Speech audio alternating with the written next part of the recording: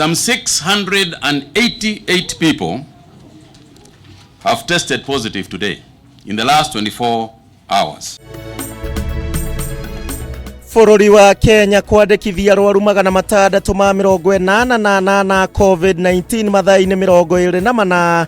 Thirikari rĩu ĩkĩruta mũkana mũhiũ kũrĩ arĩa macokereire ũnyui-inĩ wa njohi. Ateti kũheo mũkana wa kwagarara mawatho ma kũgirĩrĩria gũtherema kwa homa ya COVID-19 gũkũ nao wa Kenya makĩũrio kwaga gwĩtĩkĩra gũthiĩ mĩcemanio-inĩ ya kĩũteti. No thukuru ithatũ tu cia colleges cikinyanĩirie ikĩro iria cibatie kũhingũrwo gũkũ bũrũri-inĩ. Thirikari ĩkiuga gũtirĩ na ihenya rĩa kũhingũra colleges na universities.